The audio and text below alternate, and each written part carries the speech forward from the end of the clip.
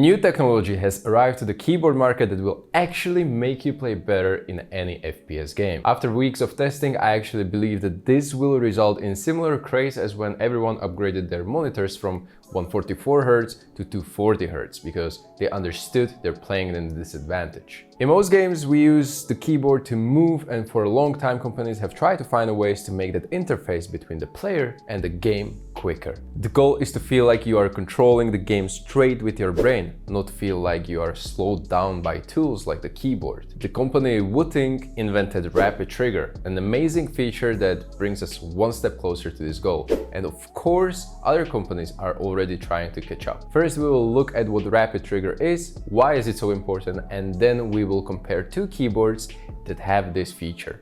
In Counter-Strike, you shoot very inaccurately when you are moving. Thus, every time you want to shoot at someone, you need to stop.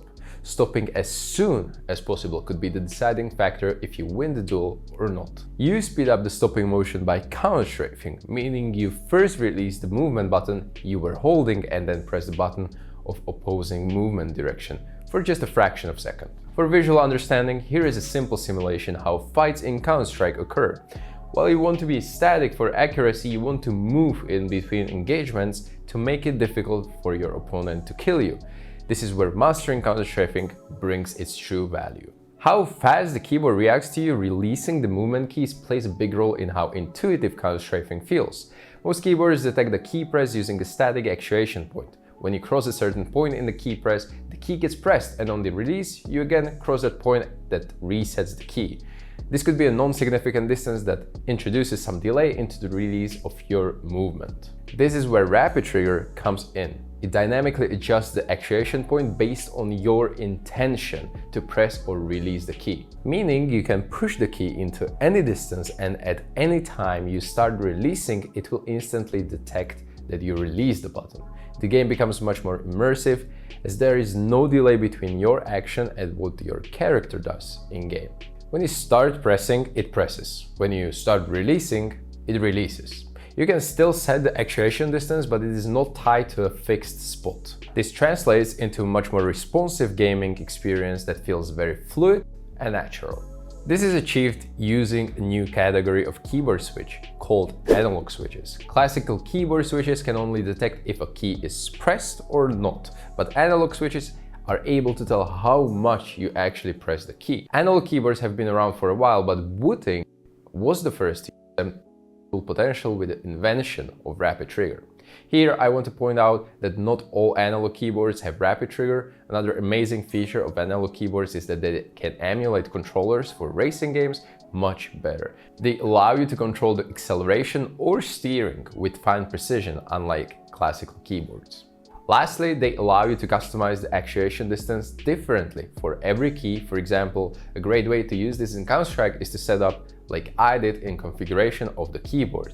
So your movement keys W, A, S, and D should be set to as little actuation point as possible, which is 0.1 mm.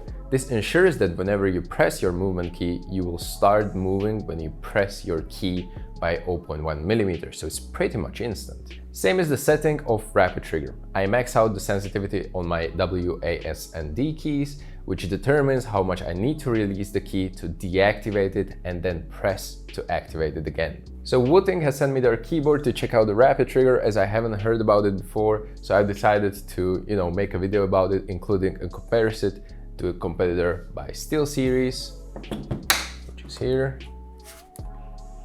This video is not sponsored though. I will be comparing it to the Steelseries Apex Pro TKL version, which I bought with my own money after using the Wooting for a while. In the following review, I will be focusing on my subjective opinions of the keyboards and not technical details, as those are easy to find on their respective websites or other reviews.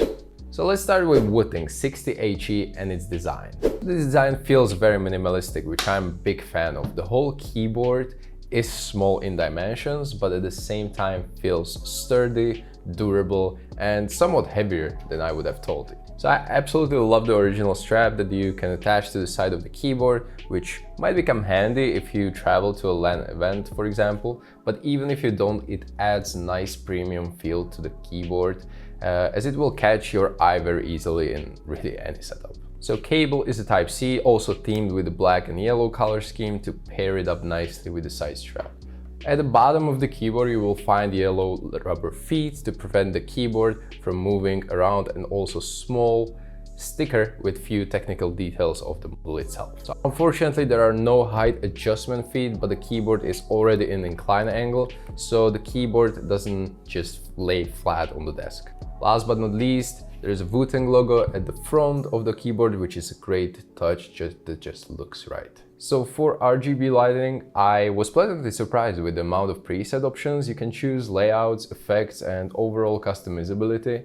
This is something I personally don't really put too much thought into, but I'm pretty sure there are few RGB lovers out there to whom this will be a big deal. You also have the option to change the case to customize the design. Just recently Wooting released the Alumaze 60, but there are also other options like the Tofu 60 Redux case. So the switches feel very snappy. The springs have the perfect stiffness. For example, when I tried MX Silver switches, which are supposed to be very fast on this very keyboard, I had tendency to press them by accident because the springs were very light. You know, I was just laying my fingers flat on the keyboard and I just kept pressing them accidentally. And I have actuation points set even lower on my Wooting at 0.1 millimeter, precisely because they have very nice stiffness. So one of the biggest selling points of this keyboard is the ability to set the sensitivity of the rapid trigger. So it ranges all the way from 2.35 millimeter all the way to 0.15 millimeter, which is my go-to setting when it comes to movement keys. The responsiveness and overall control of my movement in-game gets so much smoother and fluid.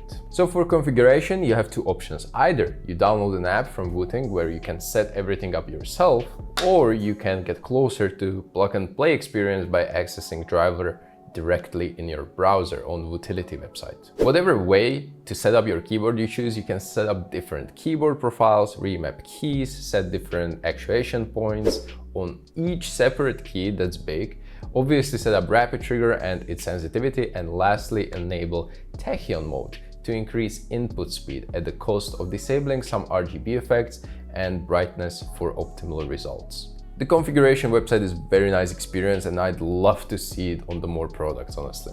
The unboxing experience was also great. On a more subjective note, one thing that would be great addition for me would be having some kind of cloth pouch for traveling. I know that usually people don't travel with their keyboards, but you know, Counter-Strike is a bit different and professional players basically live on the road. And from my past experiences, throwing keyboard into the suitcase often ended up in me looking for keycaps in my clothes, and putting keyboard into its original box was a bit annoying. So adding some protection with dust bag is always nice. And you can actually buy a case from Wooting on their website for 30 euro, I believe, but again, just simple pouch included in the keyboard purchase itself would be a huge improvement for me personally.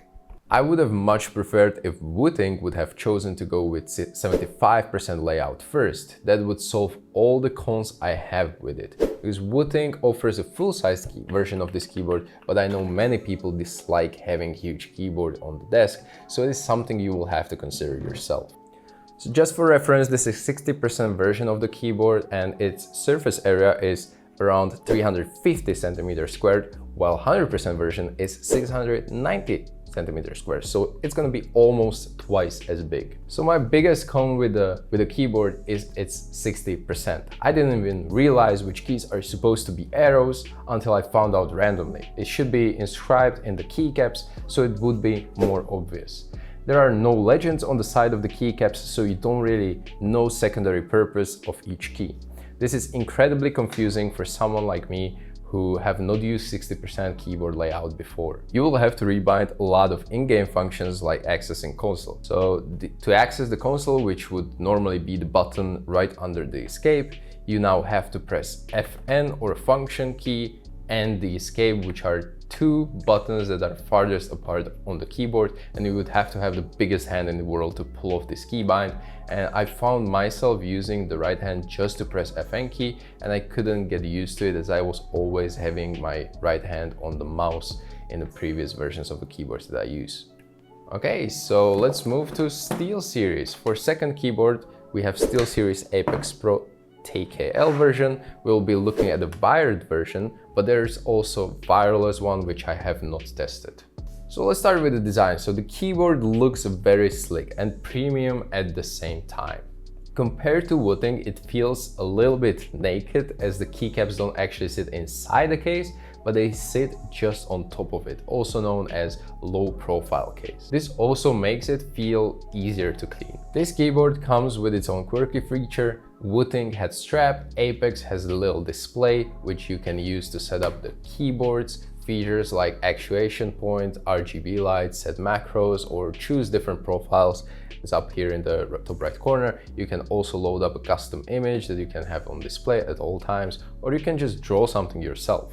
Small thing, but nice. Cable is again USB Type-C, and I have had no issues with it. It is long enough, feels durable, everything's fine. This keyboard also comes with a magnetic wrist rest, which I personally don't use, but again, more options are always nice to have for more picky users. Finally, at the bottom of the keyboard, we have little height adjustable tilt legs, and not only one, but two pairs to adjust your tilt even further. You can use the usual big ones or opt for smaller ones, which, to be honest, I even missed when I bought the keyboard. One extra thing you will find at the bottom is a little rubber compartment where you will find your keycap puller, so you always have it with you in case you need to clean your keyboard or whatever you need to do with your keycaps. Looking at RGB again, through Steelseries GG, which is the driver I will get into the moment, you can customize your colors to your heart's extent with presets, active and reactive effects, and so on. So the feeling of the keyboard is really snappy. The snappiness of the keyboard feels almost identical to the Wooting, same with the spring stiffness, which also feels perfect to me. The overall gaming experience feels just as good as the Wooting keyboard. I haven't had any issues with either of them. One thing that stood out to me is that the switch stems seems to have more wobble than the Wooting, so that might be relevant to some more enthusiast users. The responsiveness of the keyboard is slightly affected compared to Wooting. Main reason is that Apex Pro TKL doesn't let you change the sensitivity of your rapid trigger. You can only set the sensitivity of your actuation point, so this is one of the biggest disadvantages compared to Wooting. Personally, the delay is almost negligible and hard to notice, but I have to give credit to Wooting for pushing this technology one step further and allow us to tweak sensitivity of rapid trigger. So the unboxing experience was really nice as well. It was a little bit less exciting as on Wooting because that was more personalized with the postcard and the hand note. This was just a box with the keyboard and the cable. Nothing too exciting, but you know, as good as it goes. Let's move on to some cons of the keyboard. So compared to Wooting, you don't have the option to set up the keyboard in a browser. The Steelseries configuration software is overly complicated. It has just way too many features in my opinion. One, there is a built-in clip recording feature. Number two, there is like aim training software like Aim Labs. 3, a fully featured audio mixer. 4, there are a bunch of ads for other Steelseries products, and full section for just promotional giveaways. And in my opinion, it's just try to be too many things at once and ends up feeling bloated and cluttered. I would prefer something much more bare bones focused on just device configuration, just like Wooting had. So some final thoughts. Both of these keyboards are extremely solid and it is very hard to find a clear winner. And I think all comes down to personal preference and what values are you looking for in a good keyboard yourself. For me, I'm going to be sticking with Apex Pro purely because of the influence of the layout.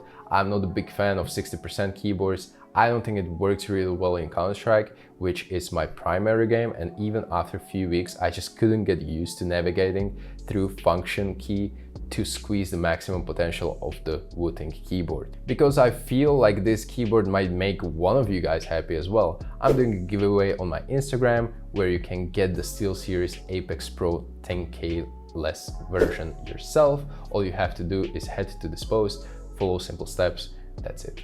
I use both of these keyboards for some time, so I wanted to give you best possible review, even if it was my first tech review ever. If you're interested, I'm going to link my profiles for both of these keyboards down in the description below, so you can try my settings in your favorite game and see for yourself how much it will impact your gameplay. Again, I want to say thank you to Wooting for sending me one of their flagship keyboards, and hopefully through this video you can get on the analog keyboard hype train with the rest of us. It will be worth it, trust me. Lastly, thank you for watching this video, and if you have piece of gaming gear that you would like me to check out and do video about, let me know in the comment section below. In the meantime, take care, see you around.